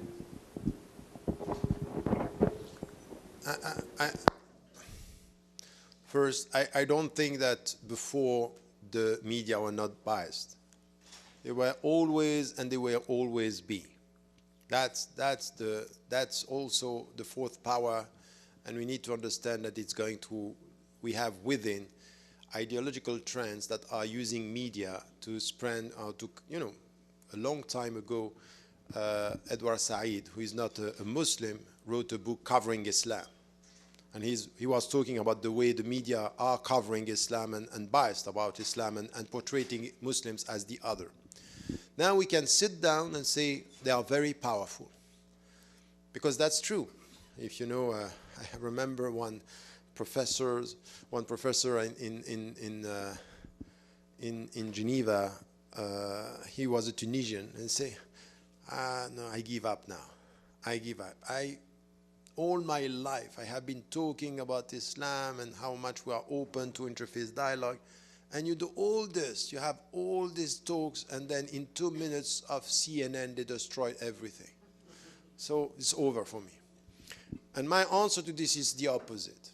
It's the opposite. Of course, you will have Fox News and the mainstream things, and you have people who have ideologies that they are targeting Muslims. Now, what we have to do is, at our level, you should understand that you yourself, in your private life, in your daily life, in your life with people, you are a media. You are a media, meaning the people are looking at Islam through your behavior. And if you are able to make them understand, oh, it might be that what is said about Islam through you is not right, you are doing the job. You are changing. And we should understand that our aim and our objectives, and this is why it's important to get the principles, but also the objective. You are not accountable as to the number you are changing. But if one, if two people who are changing their mindset, that's enough. And in your life, the people around you should get a sense that وَجَعَلْنَاكُمْ أُمَّةً وَسَطًا لِتَكُونُوا شُهَدَاءَ عَلَى النَّاسِ. You have to be this, you yourself, because an ummah is a community, but it could be with Ibrahim alayhi salam also one person. You should be this presence that is the witness to your message before people, by your behavior, by the way you serve, by the way, not by trying to please the people. You know, the people, when they feel that, you know, we have some people, they want to be witness, they change their name. They want to please. And I can tell you that all the people, myself, if I feel someone who wants to please me, I don't like it. I feel that there is hypocrisy. And some of the Muslims are playing a very, you know, games. They want to please the people. No. We are here to respect ourselves and to be respected. And sometimes it's by serving, and sometimes it's also by saying no. The people respect you and say, no, I'm not going to do that.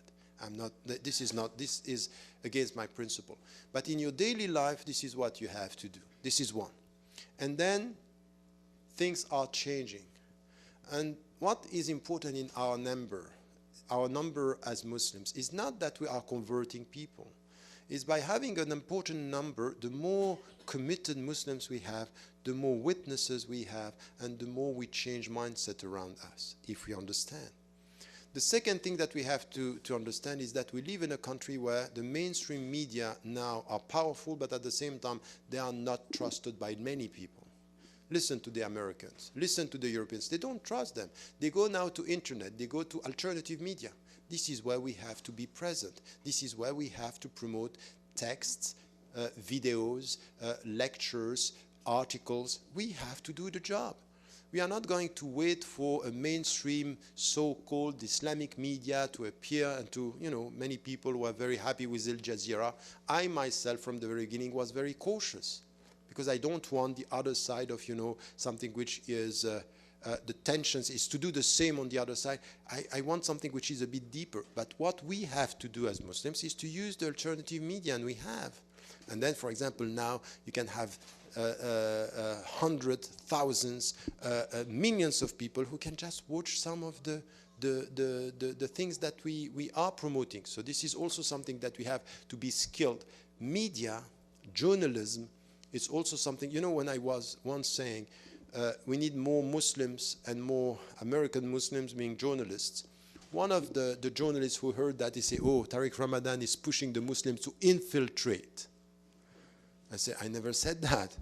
And I say, it's not to infiltrate, it's just to be a journalist. Because the journalist, when you come with your background, of course, you should be objective or try to be more objective, but you are coming with a background and you come another vision. You come with, we have to push our daughters and our sons not only to be medical doctors, not only to be computer scientists, but journalists, to deal with this, to deal with academia, because within academia we have all this business, to shape the perceptions, to help the people. So first, our personal life, our community life, because this is also something which is important.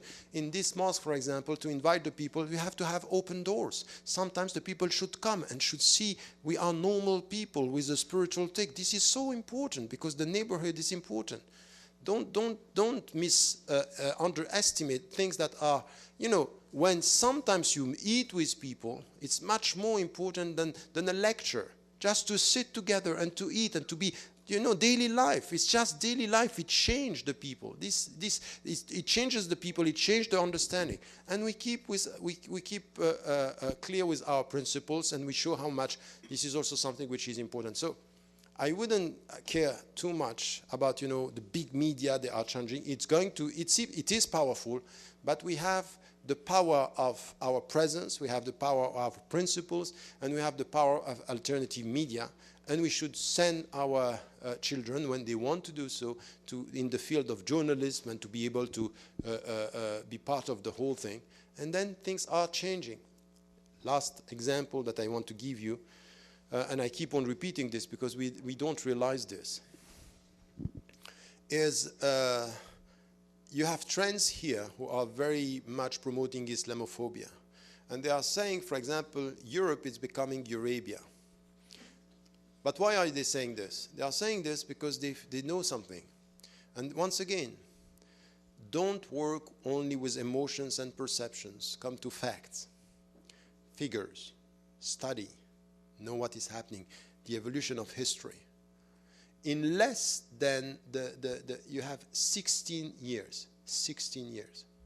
We have seen something which was very interesting in the perception of the people in one conflict, which is the Israeli-Palestinian conflict. 73% of the, in 67, 73% of the Europeans were supporting Israel in the conflict. In the 70s, not in the 70s, now in 2010, we have 66 to 67% of the Europeans supporting the Palestinians. In fact, it's not coming from, and you know what happened. The European Union they had a polls and a survey about what is the most dangerous country in the world. The majority of the Europeans responded Israel. And Romano Prodi, look, at the top, not representing the grassroots, at the top he came and he said, the question was wrongly put. It was not the right way to ask the question. But what I want you to understand is that without great effort and without really being involved in this, with the presence, with being or promoting news and information and more knowledgeable and being present within the society, you can change the perceptions. If you are not narrow-minded, if you are not self-isolating yourself, and if you understand that not everything is coming from the media. Not everything is coming from media. It's coming from our active presence in the society. And this is going to make it, inshallah. But we have to be present and we have to speak out. And to be able to speak out is not only to speak from where we are, but to know to whom we speak.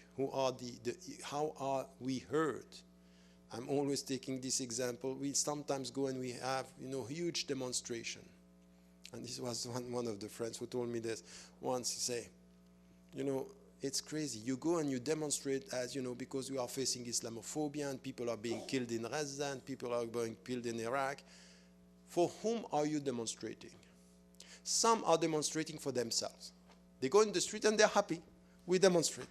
That's not the point. You don't demonstrate to yourself. You are not showing your emotion. You are demonstrating just to have the media covering what you are doing and the people to see that you are not happy. You are demonstrating for the people here. So when you talk to the people here, avoid talking to yourself. So, for example, one of the brothers was saying, you go and you look at the demonstration and people are shouting, Allahu Akbar, and Allah. I say, what are you doing? And he told me, say, Allahu Akbar said like this, for them, it means kill them all. It's about killing. So because it's shouting, it's full of emotion. We were just talking about this. Sometimes in our khutab, in Arabic, the way we are passionate is understandable for someone who is used to this in Arabic. If you are outside, my own wife, who is a convert, say, she cannot just bear it. Say, it's as if there is something which is anger in the way you talk about it. I say, I can't understand that. Because I get the message. Say, oh, what is this? Why are you shouting like this? Why is he angry? Because we don't get. And the way we are in this society is we don't translate these things. And this is media. This is the way we are translating. And I think that we have to think about all these things. Positive and very clear. And when we are demonstrating for the surrounding citizens and our society. These are things that we have to think about. We can destroy our image. With one demonstration, we can destroy our image. And sometimes I would suggest for someone, you are invited to go to the media and you don't know what to say, don't go. Just keep quiet. Better silence that bad message. Allahu A'lam. Assalamu alaikum. I promise this is the very last question. Thank you very much, Professor Tariq, for your visit and your thoughtful ideas. As you know, with the growth of the Muslim communities, there come some internal challenges. It's coming from within. And with the diversity we have in America and in every Islamic society or organization, we have always differences of opinions.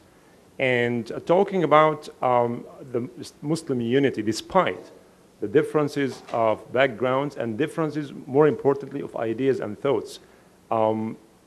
I personally believe it is normal to have different views and different ideas, but how important it is to keep our unity despite the difference of opinions within the Muslim community. Jazakumullah khair. No, I agree with you. I think that first we all have here to acknowledge one thing which is part of our Islamic legacy. Never the unity of Islam meant in our history the uniformity of thought. Never. And we are confusing unity and uniformity. We want the people to think the same. No. Unity is, the strength of unity is how do we manage our diversity. The way we manage our diversity, this is giving the strength of unity. Okay, and we have diversity in many levels. First, as you said, the big diversity is within the Islamic tradition is Shia and Sunni. And as I know that you are doing this here, is to have a council where the people are coming together. This is tremendously important, and especially in these times, because what is going to come now, coming from the Muslim majority countries and the Middle East, could be very, very damaging for our understanding between Sunni and Shia. And we have now even scholars who are playing a game that is very dangerous by targeting the Shia or targeting the Sunni, and what is happening in Syria is just an example. So we have first to understand that we have the big picture, Sunni and Shia. Now, what we have also within our Sunni tradition and Shia tradition is we have many interpretations. We have the Reformist, we have the Salafi, we have the Sufi, we have even people who are more rationalist. As long as someone is not coming from within, adding something which is halal or making something which is halal haram, yuhallil haram, or yuharram, or yuhallil haram, or yuharrim halal, this is something which is not making something halal haram or something haram halal. Within we have this diversity and we accept this. But this means that it's a mindset. It's to accept that sometimes you have people who have another understanding, another take, and not to put them first, not to put them outside Islam. No one has the right to say to someone, you are outside Islam. I'm sorry, take it as it is. Someone who is saying, I believe in God, I am a Muslim, practicing or not practicing, and I'm acknowledging that the Prophet ﷺ is the last prophet. When she or he says, I'm a Muslim, she and he is Muslim, period. No one say takfir, you are putting you. Once I was saying a non-practicing Muslim, a Salafi stood up and said that's not possible. A non-practicing Muslim is not a Muslim. Okay, if you say this, how are you going to start? Because, they are taking a very literal, بين المرء والكفر ترك الصلاة, if you don't pray you are a kafir. That's not possible. So our understanding, if you feel that you are Muslim, you believe that that's fine. You are within. And then we have an accepted diversity within the limits. So this is the level where we need to work with our brothers and sisters in this, accepting this diversity with limits and say, okay, if someone is coming and say there is a prophet after the prophet, they say, okay, we start now an interfaith dialogue. Get my point? Okay. It's an interface. It's not, a prophet after the prophet is no longer Islam. Islam is, there is one, the last messenger is the last. Now you come and you think that for me it's an interface dialogue. We are not talking about the same thing. Why I'm saying this? Because we need to know what are the limits and be careful with this without judging and rejecting. No, just okay. This is something that it's important. Now, the second level of our diversity is not going to come with only interpretation. Is going to come with strategies, understanding of the context, and we need to understand also this. For example, we have now a very, very important problem when it comes to politics. We have Muslims who have a diversity of understanding of Islam and at the same time a diversity of understanding politics. Some are going to go to the right, some are going to go to the left-hand side of the political spectrum. And now we have people who are saying, if you go to the left, you are not as good Muslim as if you go to the right. So they are now Islamizing the politics. And they say, okay, no, how come? You can't be a Muslim and support this guy. I say, and you can't be a Muslim and supporting this guy? And how can you be a Muslim and support a woman in politics? That's haram. And then that's the catastrophe. And then this is where it's important to understand, no, that's not possible. And it comes to political strategy, let the people, it's not a matter of, putting a fatwa in the right decision. This is a personal position that we agree or not, but you cannot, we should stop Islamizing everything when it comes to us. And not to accept that the political or the politicians Islamize everything. We know the problem that we have, that many, for example, in Europe, we have the suburbs in France. You heard about this? And what the politicians are doing, they are Islamizing the social problem. They say, they are violent Muslims. They are in jail Muslims. They are not talking about education. They are not talking about, housing. They are talking about Islam is the main problem. Who is doing this? The populist and the far-right parties. But the problem is that some Muslims are buying this and Islamizing the problem themselves. So when the young people were, the riots in 2005, paralyzed France, you have one Muslim organization coming with a fatwa and saying, stop violence is against Islam. What are you saying? A fatwa? A fatwa to say don't talk about this. They are not talking about Muslims. They are talking about citizens who are not treated equally. Tell them as fellow citizens, we have another strategy, but don't come to a fatwa. Who asked them to give them a fatwa? Who asked them to do this? The Minister of Interior. They say, give me fatwa, tell us. And they went, they followed.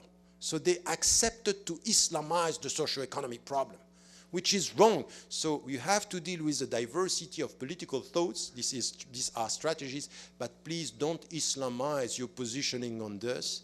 This is your ethics. You think it's right, you think it's wrong, and we have a discussion. So we need to have political discussions. They are going to be very hot and difficult, but don't Islamize them. And as to the differences within Islam, in our interpretation, we agree that as long as you feel that you are Muslim and you are not making something halal haram or something haram halal, and we are within, it's an internal discussion which at the end, get it right, it's always good.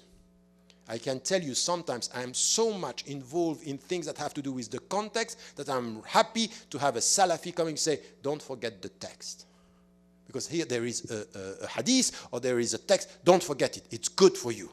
Because Allah is sending him to tell you, be careful. Do not leave the context, drive you far from the text. And when you are in the text, some people are coming to say, okay, because you tend to think that the texts are very simple. Say, Islam is simple. And you have people coming to you say, Islam is simple, my life is complicated. And don't forget the people. Don't forget the heart. Because with the text, you can very quickly become a judge if you are only with text. But when you deal with people, this is why you understand compassion, wa rahmah. You understand the meaning, ruhama baynahum. This is why you understand, because you are dealing with the people. So we need to have the two legs, inshallah. May Allah help us. Wassalamu alaikum. Assalamu alaikum. Jazakallahu khairan for everybody staying so patiently. We'll have Professor Tariq Ramadan do some book signing here, and then we'll go ahead and adjourn for the evening. Assalamu alaikum.